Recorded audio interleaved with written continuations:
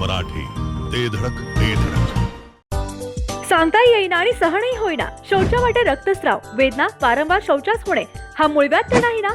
मिळवा कायमचा आराम, तोही एका दिवसात, वेदनारहित, विना टाका.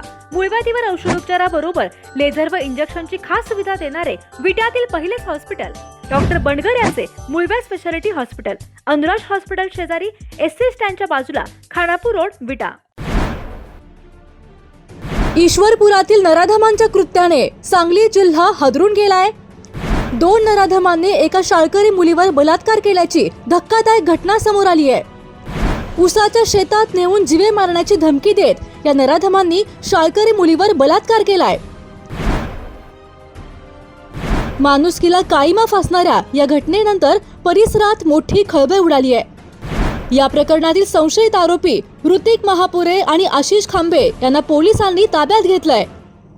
ईश्वरपुरात 2 नराधमांनी एका शाळकरी मुलीला बळजबरीने उसाच्या शेतात नेऊन जीवे मारण्याची धमकी देत बलात्कार केल्याची धक्कादायक घटना उघडकीस आली आहे.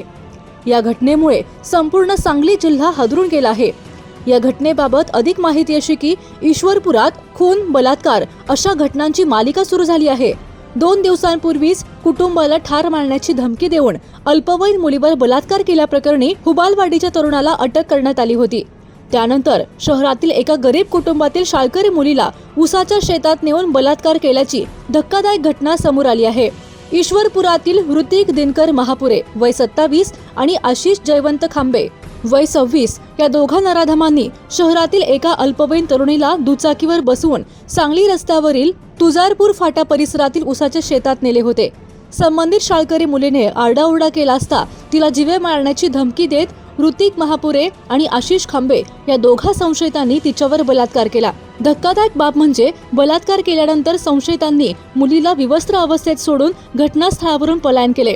त्यानंतर पीडित तरुणी रात्री 1 वाजण्याच्या सुमारास विवस्त्र अवस्थेत घरी येत असताना नागरिकांना आढळून आली. नागरिकांकडून या घटनेची माहिती मिळताच पोलिसांनी तातडीने कारवाई करत संशयित आरोपी ऋतिक महापुरे आणि आशिष खांबे याला ताब्यात घेतले आहे. संशयित महापुरे हा रेकॉर्डवरील गुन्हेगार असून त्याच्यावर खून, खुनाचा प्रयत्न असे अनेक गुन्हे दाखल आहेत. दरम्यान माणुसकीला काळीमा फासणाऱ्या या घटनेमुळे सांगली जिल्हा हादरून गेला आहे. जिओ मराठी, ते धडक